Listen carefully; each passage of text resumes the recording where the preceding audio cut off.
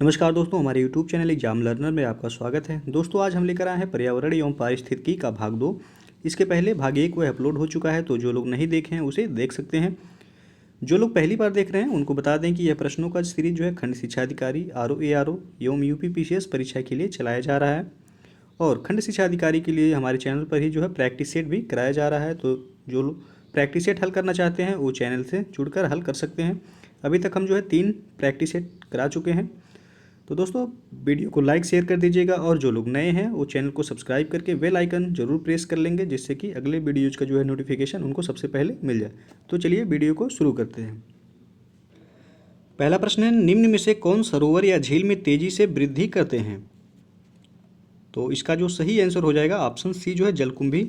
यह सरोवर या झील में बहुत तेजी से जो है वृद्धि करता है। और अगला प्रश्न है, वन के पेड़ों की छालों पर उगे मिलते हैं। तो इसका जो सही आंसर हो जाएगा ऑप्शन बी लाइकेन। और क्वेश्चन नंबर 3 है, हैदराबाद में स्थित हुसैन सागर झील किस जीव की वृद्धि से नष्ट हुई है? तो इसका जो सही आंसर हो जाएगा ऑप्शन डी जलकुंभी के। और अगला प्रश्न है, मरुस्थल में उगने वाले पौधे जो है क्या कहलाते हैं? तो इसका जो आंसर हो जाएगा ऑप्शन सी जीरोफाइट्स। और नेक्स्ट क्वेश्चन है, पादप वृद्धि हेतु जो है सबसे उपयुक्त मिट्टी जो है कौन सी है? तो इसका सही आंसर होगा ऑप्शन बी दोमट मिट्टी। और नेक्स्ट क्वेश्चन है, निम्नलिखित में से कौन सा कारक जो है किसी स्थान की वनस्पति निर्धारित करता है? तो इसका सही जो आंसर हो जाएगा ऑप्शन बी वर्षा। और अगला प्रश्न है, पौधे जो है किस प्रकार का जल अवशोषित करते हैं? तो इसका जो सही आंसर हो जाएगा ऑप्शन बी केशिका जल। और अगला क्वेश्चन है, मरुस्थल पादप अधिकतर होते हैं। तो इसका सही जो आंसर होगा ऑप्शन ए मांसल होते हैं। और अगला क्वेश्चन है, घास स्थलीय परितंत्र में संख्या का पिरामिड कैसा होता है? तो यहाँ सही जो आंसर हो जाएगा ऑप्शन ए सीधा। और अगला प्रश्न है, पारितंत्र में ऊर्जा का पिरामिड जो है होता है।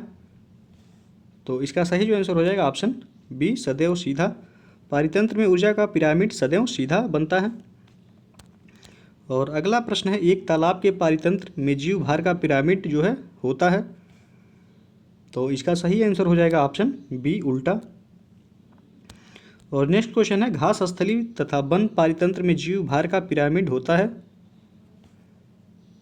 तो इसका सही जो आंसर हो जाएगा ऑप्शन बी सदैव सीधा। नेक्स्ट क्वेश्चन है, खाद्य जाल में ऊर्जा का प्रवाह होता है। तो इसका सही जो आंसर हो जाएगा ऑप्शन ए एक दिशी। अगला क्वेश्चन देखते हैं, क्वेश्चन नंबर 14, एक खाद्य स्तर के दूसरे खाद्य स्तर में जाने पर ऊर्जा का ह्रास जो है होता है। तो इसका सही जो आंसर हो जाएगा ऑप्शन डी 90%।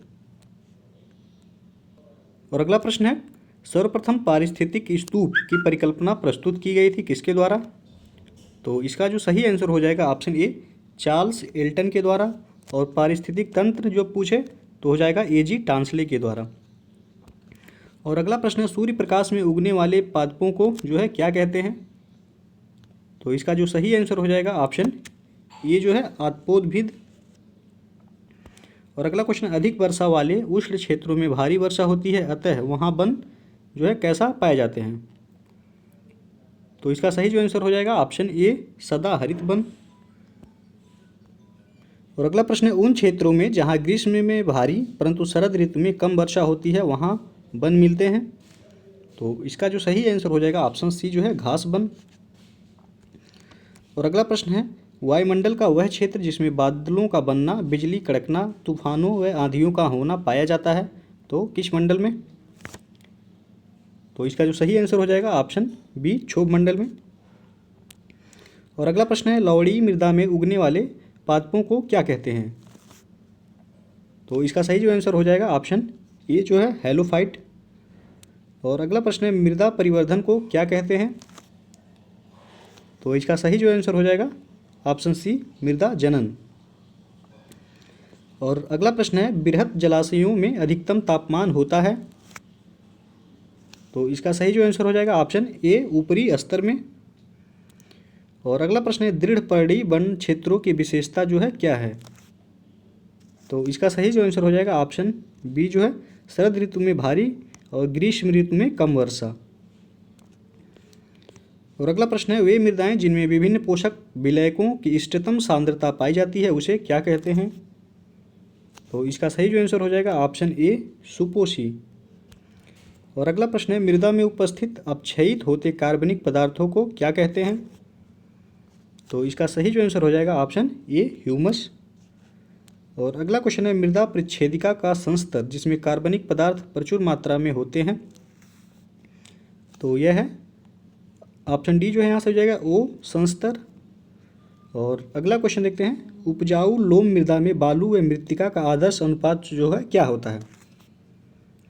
तो इसका सही जो आंसर हो जाएगा ऑप्शन सी जो है 50% बालू और 50% जो है मृत्तिका। और अगला क्वेश्चन है, मृदा में अम्लीयता कम करने के लिए मृदा में निम्न में से किनके चूर्णों का मिश्रण मिलाया जाना चाहिए? तो इसका सही जो आंसर हो जाएगा ऑप्शन डी जो है डोलोमाइट एवं चूना पत्थर का। और अगला क्वेश्चन है, नाइट्रोजन यौगिकीकरण करने वाला जीवाणु जो है कौन सा है? तो इसका सही जो आंसर हो जाएगा ऑप्शन डी जो है एजिटोबैक्टर। और अगला क्वेश्चन है, घास वन में पाई जाने वाली खाद्य श्रृंखला का सही क्रम जो है क्या है?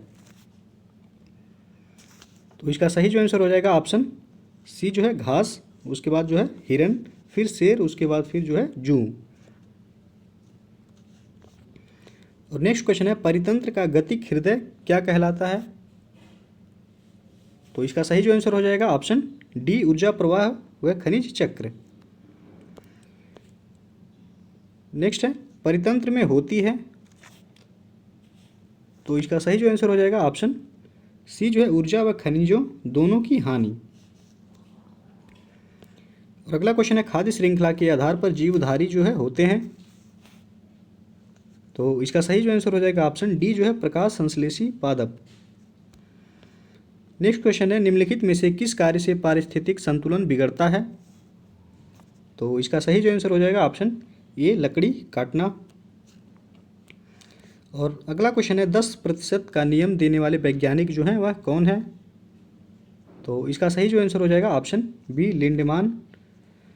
और नेक्स्ट क्वेश्चन है, जीवों के खाद्य स्वभाव में जितनी विविधता होगी खाद्य श्रृंखला उतनी ही होगी। तो इसका सही जो आंसर होगा ऑप्शन बी अधिक लंबी। और अगला क्वेश्चन है, परितंत्र में ऊर्जा का प्राथमिक स्रोत जो है क्या है?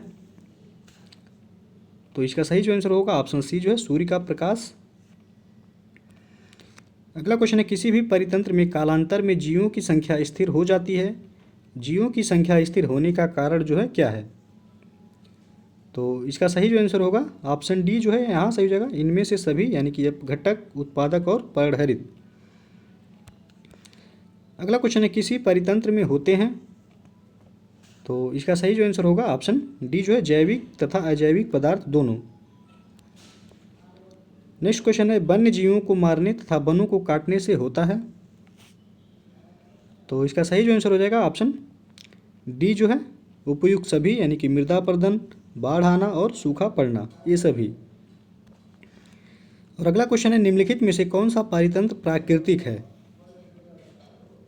तो इसका सही जो आंसर हो जाएगा ऑप्शन सी जो है घास का स्थल, यह प्राकृतिक पारितंत्र है। और अगला क्वेश्चन है, जैवमंडल में एक ही जाति की संख्या को क्या कहते हैं? तो इसका सही जो आंसर हो जाएगा ऑप्शन सी जो है जनसंख्या। और अगला क्वेश्चन है, एक से अधिक जातियों का समूह जो किसी स्थान पर रहता है उसे क्या कहते हैं? तो उसका सही जो आंसर हो जाएगा ऑप्शन बी जो है जैव समुदाय। और अगला क्वेश्चन, इकोलॉजी यानी कि पारिस्थितिकी शब्द को देने वाले जो है वैज्ञानिक कौन थे? तो इसका सही जो आंसर हो जाएगा ऑप्शन ए अर्नेस्ट हैकल। और अगला क्वेश्चन है, प्रकाश संश्लेषण द्वारा ऊर्जा का कितना प्रतिशत भाग जो है रासायनिक ऊर्जा में परिवर्तित हो जाता है? तो इसका सही आंसर होगा ऑप्शन ए 1 से 2% ऊर्जा। और अगला क्वेश्चन है, रचना एवं कार्य की दृष्टि से जैव समुदाय एवं वातावरण एक तंत्र की भांति कार्य करते हैं, इसे क्या कहते हैं? तो इसका सही आंसर होगा ऑप्शन बी पारिस्थितिक तंत्र। अगला क्वेश्चन, एक परितंत्र में शैवाल, जिसको हरिकाई भी कहा जाता है, का स्थान होता है, तो इसका सही आंसर होगा ऑप्शन बी उत्पादक की श्रेणी में आते हैं। और अगला क्वेश्चन है, एक परितंत्र में मानव व सभी जंतु जो है वह होते हैं, तो इसका सही जो आंसर हो जाएगा ऑप्शन बी जो है उपभोक्ता। नेक्स्ट क्वेश्चन है पारितंत्र में बाज का स्थान क्या है? तो इसका सही जो आंसर हो जाएगा ऑप्शन सी जो है सर्वोच्च उपभोक्ता। नेक्स्ट है पारितंत्र में मानव जो है वह क्या है? तो इसका सही आंसर हो जाएगा ऑप्शन ए सर्वाहारी। नेक्स्ट क्वेश्चन है पोषण की दृष्टि से अपघटक होते हैं। तो इसका सही जो आंसर हो जाएगा ऑप्शन सी जो है मृतोपजीवी। अगला क्वेश्चन है उपभोक्ता के अंतर्गत नहीं आते हैं।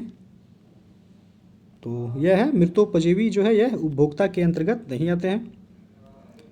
और अगला क्वेश्चन है एक तालाब पारितंत्र में बड़ी मछलियाँ जो कछुए मेढक जो है वह होते हैं। तो इसका सही जो आंसर हो जाएगा ऑप्शन डी जो है द्वितीय श्रेणी के उपभोक्ता। अगला क्वेश्चन है जैवमंडल जल थल एवं वायुमंडल के कितने क्षेत्र में विस्तृत होता है? तो इसका सही जो आंसर हो जाएगा ऑप्शन बी जो है 22 से लेकर 30 किलोमीटर तक। और अगला प्रश्न है विश्व के सभी भौगोलिक पारितंत्रों के संगठन को क्या कहते हैं? तो इसका सही जो आंसर हो जाएगा ऑप्शन ए जैवमंडल।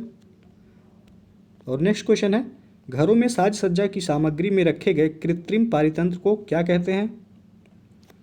तो इसका सही जो आंसर होगा ऑप्शन बी एक्वेरियम। अगला क्वेश्चन है अंतरिक्ष यान में बनाया गया पारितंत्र होता है। तो इसका सही आंसर हो जाएगा ऑप्शन बी जो है कृत्रिम पारितंत्र। अगला क्वेश्चन है पर्यावरण में अवांछनीय परिवर्तन करने से कौन सा संकट उत्पन्न होने लगा है? तो इसका सही जो आंसर हो जाएगा ऑप्शन बी पारिस्थितिक संकट। और अगला क्वेश्चन है मानव निर्मित पारिस्थितिक तंत्र है। तो इसका सही जो आंसर हो जाएगा ऑप्शन बी फसल पारितंत्र जो है यह मानव निर्मित पारिस्थितिक तंत्र है। और अगला क्वेश्चन है प्रकृति में ऊर्जा का मुख्य स्रोत क्या है? तो इसका सही जो आंसर हो जाएगा ऑप्शन डी जो है सूर्य।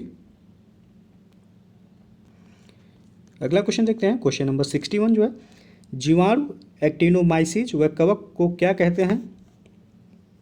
तो इसका सही जो आंसर हो जाएगा ऑप्शन सी जो है अपघटक। और अगला क्वेश्चन है पारितंत्र में अजैविक व जैविक घटकों के मध्य जो है मध्य की योजन कड़ी जो है क्या है? तो इसका सही जो आंसर हो जाएगा ऑप्शन सी जो है जैव संरचना। और अगला प्रश्न है भारत में पारिस्थितिक असंतुलन का निम्नलिखित में से कौन सा एक प्रमुख कारण है? तो इसका सही जो आंसर हो जाएगा ऑप्शन ए जो है वनोन्मूलन। और अगला क्वेश्चन है प्रकृति में सर्प पादपों पर निर्भर कीटों को खाते हैं, यदि मोर सर्प को खाता हो तो मोर जो है होगा। तो इसका सही जो आंसर हो जाएगा ऑप्शन डी जो है मोर जो है वह खाद्य स्तूप का शीर्ष उपभोक्ता होगा। और अगला क्वेश्चन है मित पोषणी झील का उदाहरण है। तो इसका सही आंसर हो जाएगा ऑप्शन सी जो है राजस्थान की सांभर झील। और अगला क्वेश्चन है निम्नलिखित जलवायुवी कारकों में से कौन जो है पार्थिव पारिस्थितिक तंत्र पर सबसे कम प्रभाव डालता है? तो इसका सही आंसर हो जाएगा ऑप्शन बी पवन। और अगला प्रश्न है नुकीली पत्तियों एवं भेदक गहराई वाली जड़ों के पौधों को निम्न में से किसमें वर्गीकृत किया जाता है? तो इसका सही जो आंसर हो जाएगा ऑप्शन ए जो है मरुद्भिद। और अगला प्रश्न है दो पारिस्थितिक तंत्रों के मध्य के संक्रमण क्षेत्र को क्या कहते हैं? तो यह कहलाता है इकोटोन, ऑप्शन सी यहाँ सही होगा। और अगला प्रश्न है भूतल पर दीर्घकालिक निर्वाहित जीवन किसकी विशेषता है? तो यहाँ जो सही हो जाएगा ऑप्शन सी पारिस्थितिक तंत्रों की। और अगला प्रश्न है बढ़ते पोषण स्तरों के साथ जीवों द्वारा किस जैवीय प्रक्रम के माध्यम से ऊर्जा में प्रगामी क्षय होता जाता है? तो यहाँ जो सही हो जाएगा ऑप्शन बी जो है श्वसन। और अगला प्रश्न है सामान्य रूप में आहार श्रृंखला में कितनी कड़ियाँ होती हैं? तो यहाँ सही हो जाएगा ऑप्शन सी जो है सामान्य रूप में जो है आहार श्रृंखला में 4 कड़ियाँ होती हैं। तो दोस्तों ये था पर्यावरण एवं पारिस्थितिकी का दूसरा पार्ट। यदि वीडियो पसंद आया हो तो लाइक शेयर कर दीजिएगा। और अभी तक आप चैनल को सब्सक्राइब नहीं किए हैं तो चैनल को सब्सक्राइब कर लीजिएगा। वीडियो को पूरा देखने के लिए बहुत बहुत धन्यवाद।